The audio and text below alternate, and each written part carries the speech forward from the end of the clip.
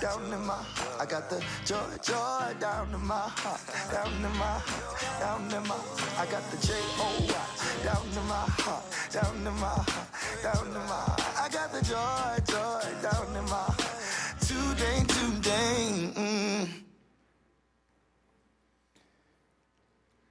All right, I talked to some of y'all before the service this morning. Anybody fair tired? Huh? Okay, yeah, there's some of you, most of them aren't here, right? They're just like, I can't do it. You're watching from home. We're giving you a little bit of grace, all right? We understand. Some of them, they've been up there doing stuff with hogs and steers, and they've been serving and doing, and so they're worn out. And those of you who came this morning, you get a little bit of bonus points, all right? I'm not going to lie. It's hard to get here after the fair, especially if you are super involved in it. And so I'm a little worried that I'm going to lose some of y'all this morning. So we're going to, hopefully you had some coffee. Maybe you have some sugar with you. If you don't, look down the aisle, ask somebody. They may have some sugar if you need some sugar. Just stay awake this morning. It's important. If we're going to learn how to have this joy, you actually have to stay awake and pay attention, all right? I know it's going to be a little bit of a struggle, but we're going to get there together. We are in this series called, it's actually a series on the book of Philippians, but we've kind of highlighted this joy, this pursuit of joy. And the reason we're doing that, again, Paul's writing this to the church in Philippi. He's in prison. He's incarcerated in Rome. He's chained to a soldier 24/7. You would think this would not be a good time in Paul's life, but yet the letter he writes in this moment of his life is just filled with joy as he writes to them. And we've covered quite a bit already in this book. It's only 4 chapters, but we've already gone almost halfway through this. And Paul has just continually been thankful for them and their relationship and how they have Jesus in common. And he even goes on and says, listen, I'm actually kind of excited in a way about this whole me being in chains thing, me being incarcerated, because guess what's happening? God's using that to advance the gospel in ways that I never thought were even possible. He's like, this is so cool. I'm getting to reach people I never would have been able to reach otherwise. And then he kind of goes on and he starts talking about, listen, I'm suffering, but guess what? You're going to suffer. If you haven't already, you will suffer. And then he says, but still, you should have joy in that, because if you're suffering, that means you're being persecuted. And if you're being persecuted for something, which means you're being persecuted because you're following Jesus. So good for you. Yeah, that's kind of like the way Paul looks at things. He has this perspective that is so different than you and I's perspective on most things. And so that's where his joy comes from. We've talked about this. It's tethered to Jesus and nothing else, the gospel message and nothing else. We've talked about that being his master passion. And so we're going to see this morning, we're going to be we're still in chapter 2, but we're going to be going through verses 12 through 18 this morning. And Paul is going to challenge us again in our walk. Hopefully you've been challenged already. We're going to see that he challenges us again here in this text. So we're going to kind of be going through it, unpacking it little by little, hopefully trying to absorb a lot of it. This is actually a text as well. You'll know when we get there that you're going to go, ooh, okay, yeah, this is one of those that, I've heard people struggle with or have some questions about. So hopefully we can answer those this morning also. We're going to take the first couple verses, 12 and 13, go through that, and then we'll just kind of continue on together this morning. This is what he says in 12 through 13 of chapter 2, Philippians. He says, therefore, my dear friends, as you have always obeyed, not only in my presence, but now much more in my absence, continue to work out your salvation with fear and trembling. For it is God who works in you to will and to act in order to fulfill his good purpose. Now, if you were here last week, we talked about this word, therefore. It's super important that when you see that word, that your brain automatically goes into, what is it there for, right? What is there for? What is it there for? Well, and the reason that we want to make sure we do that, because this is good practice, especially when you're reading through Scripture, because it's always saying to us, listen, what I'm telling you now has everything to do with what I just talked about. And we always want to read the Word of God in context. Where we get in trouble, where a lot of people get in trouble, is they take things out of context. They make it say what they want to make it say. And you go, wait a minute. But when you read it in context, meaning what was before it and even what is after it, It doesn't make sense the way you're using it. That's how you could know that it's not scriptural, at least the way they're using it at that moment. So Paul is tying these things together. Therefore, because of what I just told you, now I want you to see it in that light, what I'm telling you now. This is the context. And so if you remember last week, that's where we were. And so right before verse 12, we see where Paul described how our attitudes are supposed to be like Jesus. He explained Jesus' life, kind of a little bit of it, and especially the end of it there, where he talks about he humbled himself even to death on a cross. And he's like saying, this is your example. This is who we're supposed to be like. This is, if you don't look no further, this is the epitome of the example of how we're supposed to be living our lives as living sacrifices. And so he says that, then he says, therefore, because of all of that, my dear friends, as you have always obeyed, not only in my presence, but now much more in my absence, continue to work out your salvation with fear and trembling. For it is God who works in you to will and to act in order to fulfill his good purpose.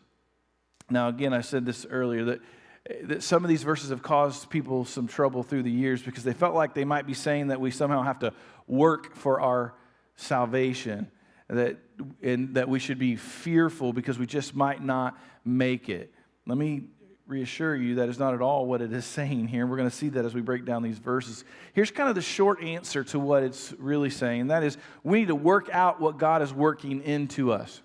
We need to work out what God is working into us. There should be an action behind our faith. If you read through Scripture, you'll see many times we are called to be doers of the Word.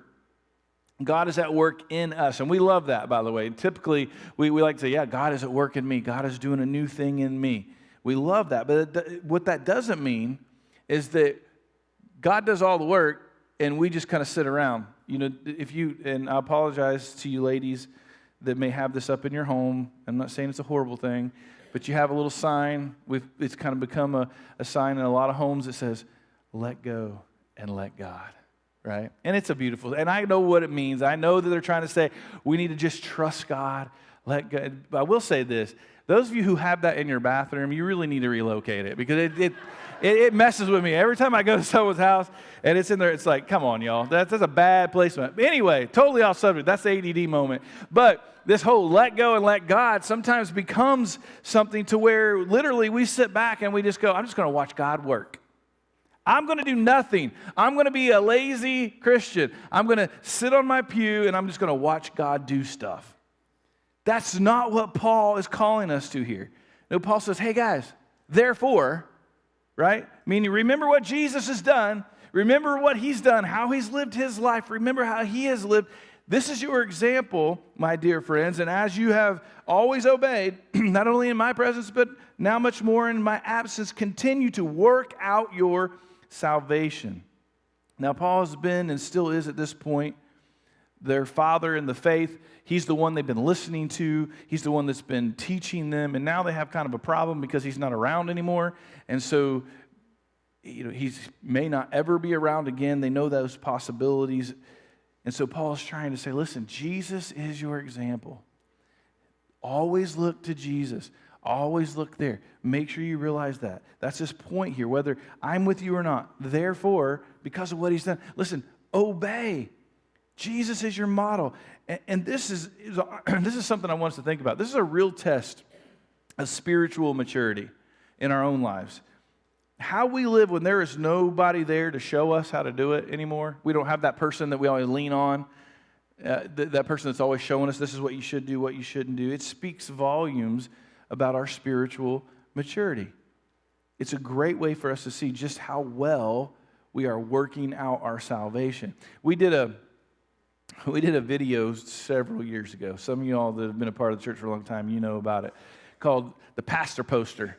And some of y'all still to this day, and the synopsis is this. We basically made life-size cutouts and small cutouts of Tommy and myself and the youth pastor at the time. And it was kind of like those fat heads, that you stick on your wall. And the whole point of this video that we made, that we were trying to sell these pastor posters, was we figured out, and it's somewhat still true to this day, that people act different when you're around as a pastor. Now, it shouldn't be that way because we're just as much sinners as everyone else. But sometimes we tend to, oh man, the pastor's here, or whatever it might be. Sometimes we even use it as the church. Oh, I'm in church, as if this is now the moment that we got to act differently because someone is around. And we got the little mini ones. We hung them from the mirror, and we're like, this way when you're in traffic, right? You're like, oh, okay. I'm not gonna say, okay. The pastor's looking here. He's looking at. And so we did it as this comical sketch, trying to get us all to see and understand that what should really matter is the fact that God is always watching. It doesn't matter if one of us is around or not. It should matter to us so much more that we realize and we're cognizant of, because I think we forget this sometimes, God is the one that we're serving. God is the one that we are representing. And so the true test of spiritual maturity is how we live when no one else is around. When that person's not there to hold us accountable. When we're away from the church people, all the people who know us. This is the test of spiritual maturity. And Paul says, remember what Jesus has done. And no matter what's going on in your life, you need to work out your salvation with fear and trembling. Now, like I mentioned earlier, this issue comes up for a lot of people and has throughout the years because they've taken it to mean if I work hard, I can earn my salvation. If I work hard, then God will save me. You know, it's kind of like we did a series several months back called Did God Really Say That? And one of the questions we answered was a very famous saying that a lot of people think is in the Bible that's not in the Bible, is that God never said God helps those who help themselves. You've heard it, people say it, don't say it, or at least don't say it's from Scripture because it's not. God didn't say that, and we can't work to earn salvation, yet if you probably know this side of it, most people think that you get saved by working hard, whether they're going to admit that or not. They may, to your face, if you say, do you think you have to earn your salvation? Oh, no. But ask them a different question. Ask most people the question of, hey, are you going to heaven? You think you're going to heaven when you die? Are you saved? Most people will respond with some form of, well, I hope so. I'm trying. I'm working really hard. I go to church and I try to be really nice to people. They almost always point to something they have done in working hard to earn God's favor. And because so many people think that way, they struggle with this verse. But notice, Paul does not say work for your salvation or work at your salvation. He says work out your salvation.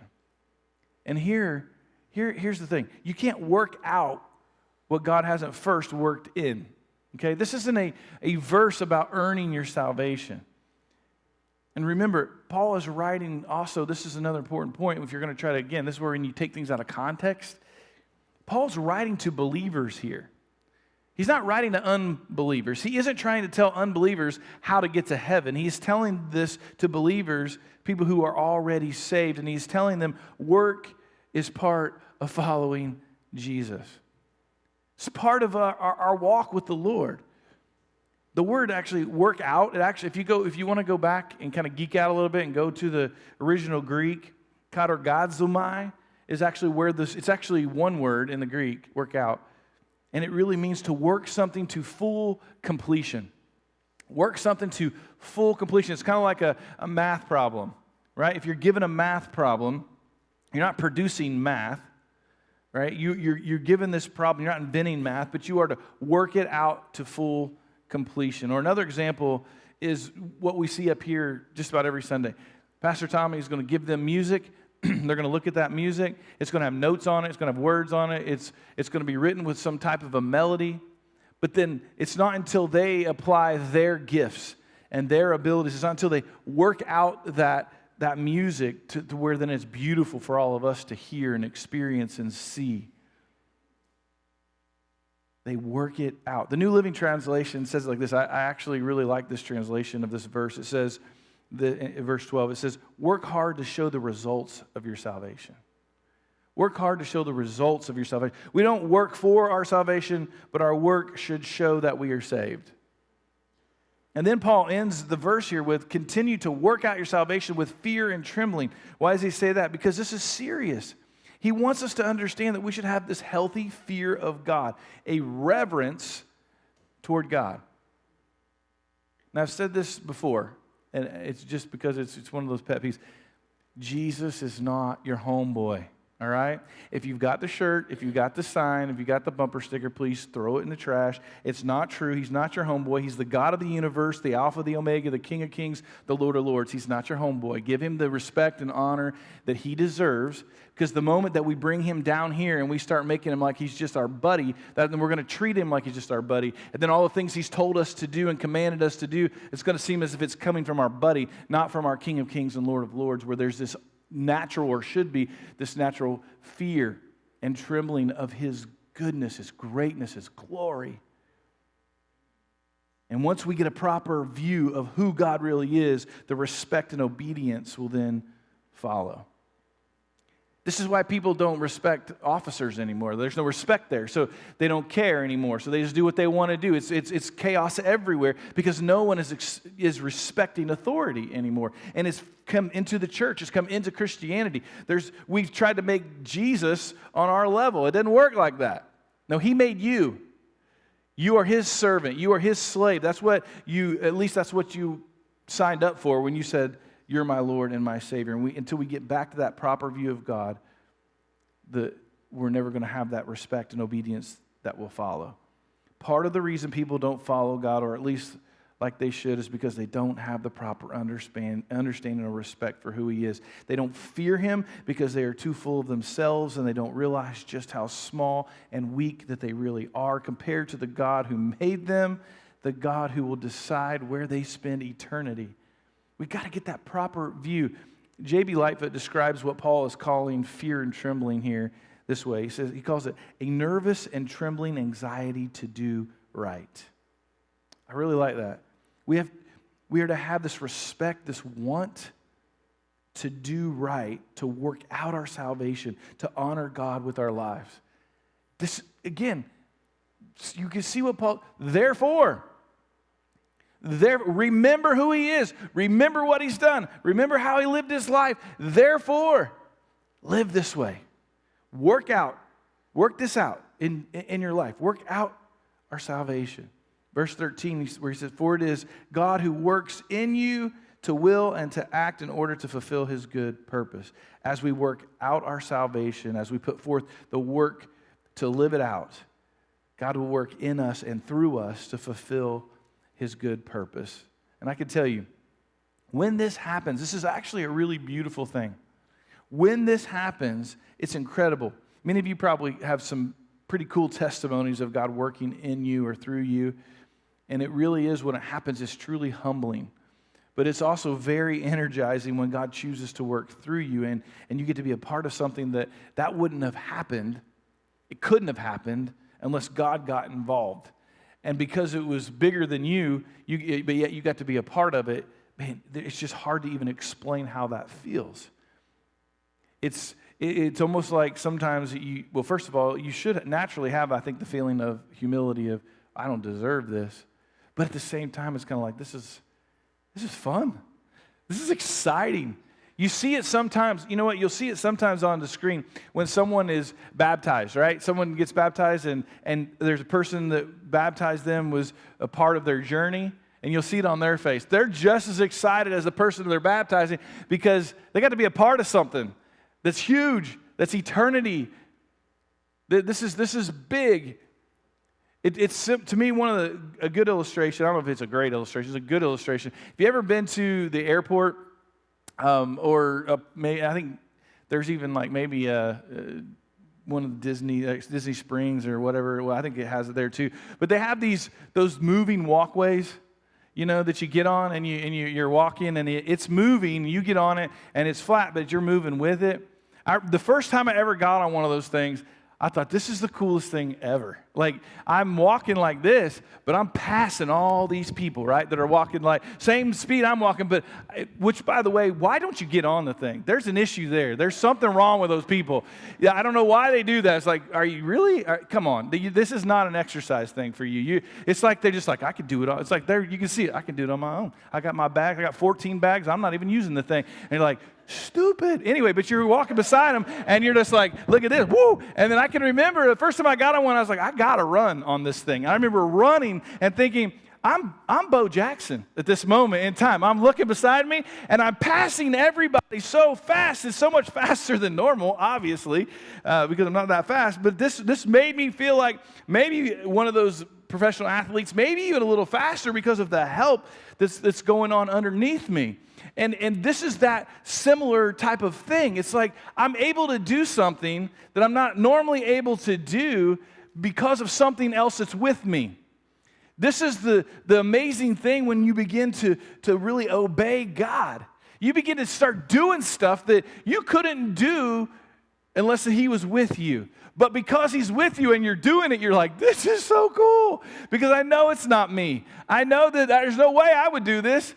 I wouldn't be this nice to somebody. I wouldn't have done that. I wouldn't have given that up to go there. I wouldn't have done any of those things. Yet because I was obeying the Word of God, now I'm able to be a part of something that's really cool, that's bigger than me, that I just know it's God working in and through me. And so when those kind of things happen, it's like, man, I get to work this thing out as God works within me. He gives me the power to do these things and be a part of these things. I hope that makes sense. We're going to move on to verse 14 and 16 before I get way off track. 14 through 16 says this.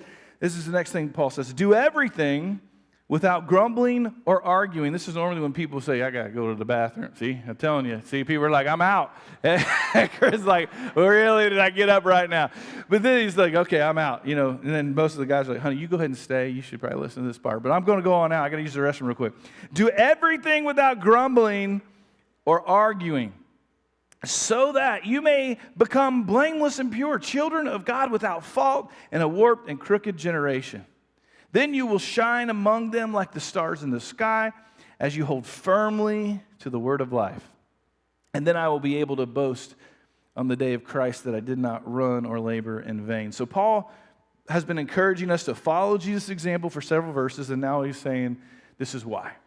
This is why. And the reason is because the world is watching. And as the world is watching, he's saying we're not to blend in. We are to stand out from the world. And because we stand out, because we are the light, it leads them out of darkness. Paul starts this section off by saying that the very first verse that we don't like very much, do everything without grumbling or arguing. And yes, the Greek for everything here is still everything, right? We don't get around it. It's like, you sure it doesn't kind of mean like most things? No, it's everything. And the word grumbling actually here is that under your breath, that muttering in a low voice. This is those moments where we're like, can't believe they're so stupid. I wish they were. And we just kind of do those kind of moments. We're not really talking to anybody.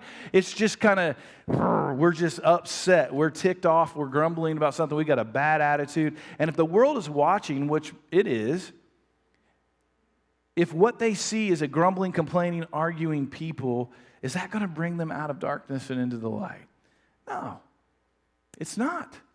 It's a horrible witness. It's a horrible example. It's a false view of what Jesus is really like. It is not following that therefore. It's not the right example. This is why Paul says, do everything without grumbling or complaining, so that you may become blameless and pure, children of God, without fault in a warped and crooked generation. Paul says that he's saying we as Christians here, we should stand out. Not in a look, by the way, it's not this look at me. Look at you.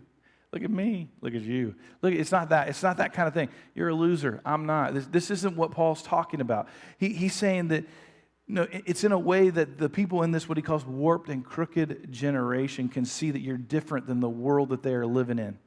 There's so much sin around. There's so much craziness around. It's pretty dark out there. We know that. But because of that, you give them joy because they look at you and they're like, how do you have joy? Because it doesn't make sense that you should have joy because of the world you're living in is anything but joyful. There's all this crazy going on, and maybe even in your own life you got struggles and pain, and yet you've got joy. What in the world? This doesn't seem to add up. You stand out because you don't grumble and argue like everybody else. Instead, you are humble and kind, and you put others before yourself, just like the God you serve, just like the therefore that he mentioned. And because the world is crooked and it is so warped, Paul says these attitudes and actions are going to stand out all the more, so that you may become blameless and pure children of God without fault in a warped and crooked generation. Then you will shine among them like the stars in the sky as you hold firmly to the word of life. You know, we're fortunate to live in Hardy County, which is not a big city, so we don't have a ton of the light pollution that's out there. So we're able to, we don't have to travel very far. We can get to some places, some really cool places where we can look up, especially on certain nights when it's really clear. And man, the stars. Sometimes when people come and visit us, that they don't live in a more rural area, that they come and they're like, wow, you can just see the stars so well here. It's beautiful. And when we do that, still to this day, that's why there's literally people, what they're called stargazers. That's what they do. You know, we do that. I think everybody in here at some point or another, there's been a moment in time where you stopped and you were looking at the stars and you were in awe at the way that they looked. It's how beautiful they were. Paul's saying, guess what? That's the way that you're supposed to look to the world. When the world looks at you, that's what they should see is there's wow. And not in a prideful way. And he even gives us sort of a tip on how to maintain that star-like look. He says that verse 16 there, as you hold firmly to the word of life. Now those two words, hold firmly, again, there's been a little bit of debate about that as well, because some translations say hold firmly, and some translations say hold out the word of life. The word of life reference to the gospel message, as we know, Paul's master passion. So the debate is, which does Paul mean, to hold firmly or to hold out? And I don't think it really matters too much, because honestly, we should be doing both. We should be holding tight to the gospel message. We should have a grip on the truth of the gospel message. Paul tells us that in other scripture as well. Excuse me. And so there's this view of you should understand it, you should know it, you should be ready to give an answer for the hope that you have, right? We should have that. It's definitely part of this. And we should also be holding it out as well, telling others the message of the gospel. Either way, it will help us shine for Christ when we're doing this, when we're living this way. And then Paul tags on a personal note there at the end, and he says, and then I'll be able to boast all on the day of Christ that I did not run or labor in vain. He's just saying, nothing's going to make me happier. Nothing would make me happier than to know that all the time I spent with you, teaching you, leading you, setting this example that I'm explaining to you for you, nothing would make me prouder than to know that because of my example, you lived your life this way as well. And then he ends the chapter like this, verse 17 and 18. He says, but even if I am being poured out like a drink offering on the sacrifice and service coming from your faith, I'm glad and rejoice with all of you. So you too should be glad and rejoice with me. Paul is doing something interesting here. He's actually linking his suffering with their sacrifice. And he's trying to get them to see that this is part of our worship to God. And so he uses a drink offering illustration, which was more or less probably what he was referring to was the pagan version of this. But they would pour out a drink or some wine, whatever it was their drink was, on top of a sacrifice. And it was symbolizing like going all in, or I'm pouring everything into this, or I'm withholding it from myself and I'm pouring it all out. And Paul sees his life this way. He's in jail. He sees that, you know what, I don't know if I'm going to get out alive or not. I may have to pour my whole life out and be killed. Meaning, if I am poured out like a drink offering on top of your worship, I'm good with that. I'm good with that. We are in this together. This is all our worship together to God, which he gives, which honestly, when you see it this way, it gives a whole new reason for us to adjust our attitudes and to share the gospel and do what Jesus said. Remember, Jesus, when he talked about this shining part, he said it in Matthew 5, verse 16. He said it this way. Jesus said, in the same way, let your light shine before others, that they may see your good deeds and glorify your Father in heaven. Paul wants us to see that this is all part of our worship to God. And as we work out our salvation and God works in and through us, as we are cognizant of our attitudes and our actions, we're not grumbling and complaining all the time. We will be the light in this world that God uses to lead people to him.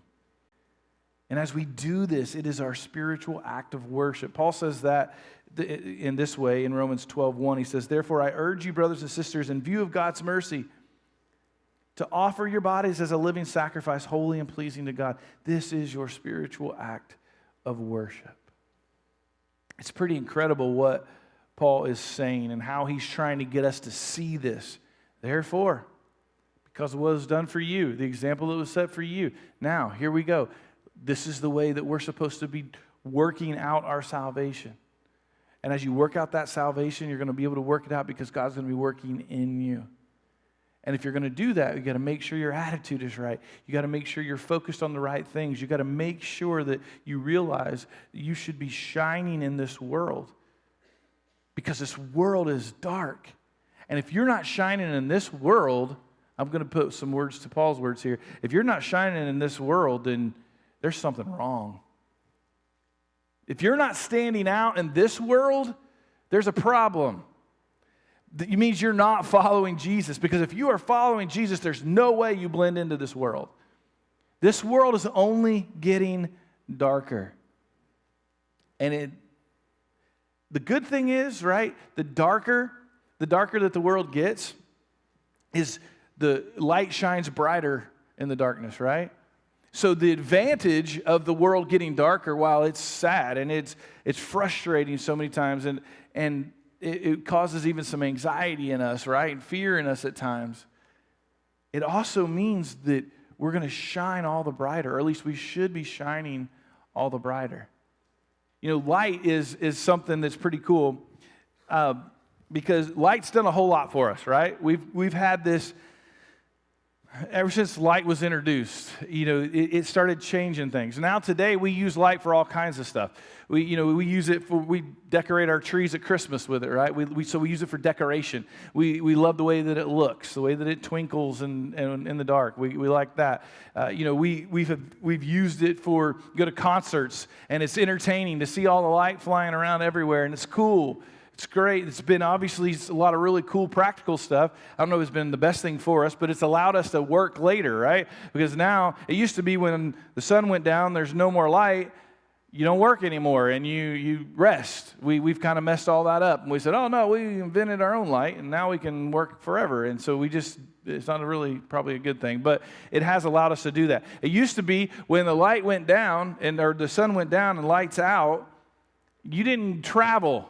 You couldn't see, so you didn't really travel very far. Even militaries, that's when they would decide, okay, we're going to stop here and we're going to camp for the night. Now, we just flip on our headlights and we go wherever we want to go. And normally, wherever we end up going then has more light, and so we can do whatever we want to do there. So light has done a whole lot of things, and when we think of light, our minds can kind of go in a lot of different directions.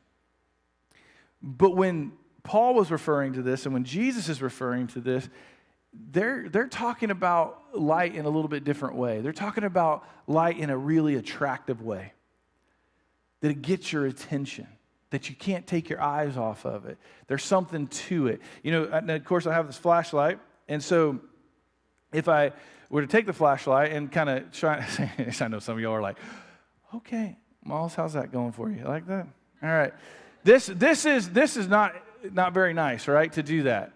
But this is exactly what some Christians do.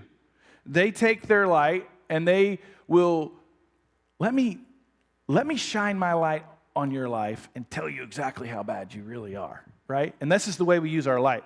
Oh my goodness, look at all this. Oh, how could you? See, God doesn't let, and we're using the light that we know of, and they're looking to us to be this attractive light, but instead of being attractive, we're more condescending, and man, I see all these evil things that you're doing, and you're like, That does not attract people to Jesus. That's not what our light is supposed to be used for. Instead, it's supposed to be more like a lighthouse, right? Where when you're in the darkness and you don't know where you are, it's what ships do, especially way back when, before they had all the GPS stuff that they have today. They would look, and their saving grace was to find that lighthouse, because the lighthouse is going to tell them exactly where to go, and they know that's where safety is. They know that's where they can be able to dock, and everything's going to be okay. And so that's the only way they knew which way to go. And this is more what Jesus and Paul are referring to, that we are this light that people see, and they know if I just go to that, there's going to be more there. There's going to be better things there. There's going to be help there. And then what we should be doing is turning on our lights, and it's more of this. Instead of shining it in their face, I'm glad you're here. Now let's inspect you. No, it's, listen, let me show you something. Let me show you the Bible. Let me show you who Jesus is. Let me teach. They've come to the light. Now the Bible is also referred to as a lamp, right? When you read Scripture, you go, it's a lamp unto my feet, a light unto my path. This is the greatest thing in the world when you're in the dark. If you have a flashlight in the pitch black dark, especially if you're like in the middle of the woods or you're somewhere you don't even know where you are, this is what helps you.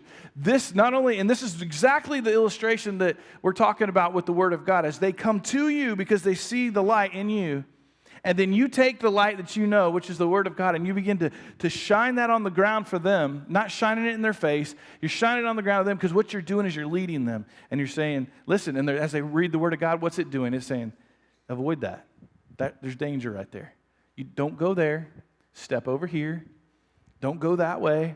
Don't go that way. And it kind of guides them along the way. And they can make it through completely fine. There's no twisted ankles. There's no falling down, hitting their head and knocking themselves out, even killing themselves. None of that happens because they had a light. They had something that guided them, that showed them the way. Without the light, when you turn the light off, and many of you have been there, you should be there with Miss Jen when you're hunting and you turn a light off in the middle of the woods. It gets really exciting because she goes nuts and you don't see anything the whole time you're hunting after that, because she's screaming and yelling. Everything's going to come get her at that moment. And so some people are like that. As soon as the light goes out and it's dark, freak out time. But if they have a light, they're fine. This is really kind of what happens with people. They're coming to us, and then it's our job to show them the way. Listen, and not our own way, but the way the Bible tells them to go. And we guide them along the way, and it's amazing the changes that are in their life. And all of a sudden, they then become a light, and other people are drawn to, hey, how did you do it? Let me show you. And it's more of this than it is this in their face. This is what Paul is saying. It's getting dark. And here's the thing. I think y'all know this. It's only going to get darker, right? It's going to get really bad before it gets really good, right? If you read Revelation, you're going to know that. It's going to get really bad before it gets really good. But the darker and darker and darker it gets. Matter of fact, this is one of my friend's flashlights, and it's really bright. Okay, and so, because guys, I don't know why guys like flashlights and fire and all those kind of things, but we do. And one of the things that he wanted to do was show me how powerful this thing was. And so what we did was try to go out at night, because you go outside right now with this and you're not going to be very impressed. But what's amazing with this flashlight really is, we went outside at night and it like lit up the whole neighborhood. I mean, you could see I'm sure the people that were inside their houses were probably wondering what's going on. But it lit up everything because it was so dark outside. The light was greater. This is an opportunity for us. Instead of us freaking out, instead of us going in a hole and hiding from everybody because, well, they don't agree with me on that, Pastor Darren. I mean, I don't think that's right, but I mean, I'm not going to say. No, you should be saying something with gentleness and respect, but you should be saying something. You're supposed to be like the stars in the sky. They're supposed to look to you and see there's something different, attractive. What is it? And then you say, let me show you what it is that you're seeing. It's not me, it's Jesus. And by the way, if you want to follow him, I'll show you the way, because it's how I live my life. This is the illustration that Paul's trying to get the church there to understand and get us to understand as well. Therefore, because of what Jesus has done, the example he set, now you go do that. And when you do that in a really dark place, you're going to shine really bright. And then you're going to get to work out your salvation. You're going to have God working in you, and it's going to be amazing. It's a beautiful thing when it works that way. When we turn our flashlight off and we just kind of fit in with everybody else. Number one, we're being disobedient to the Word of God and what we're supposed to do. Number two, we're not going to make any difference at all. Number three, we should probably start questioning I know I said I'm a Christian, but am I really following Jesus? Am I really a follower? Am I doing what he called me to do? So I want to ask you to just think about this question this week. How are you using your light? How are you using your light? Let that roam around in your brain all week long. How am I using my light? Am I even using it at all? Am I using it just to gripe at people who don't live right? Am I using it to guide other people? What am I doing? How am I representing Jesus to the world? That's the goal. Let's pray, and we'll have our invitation.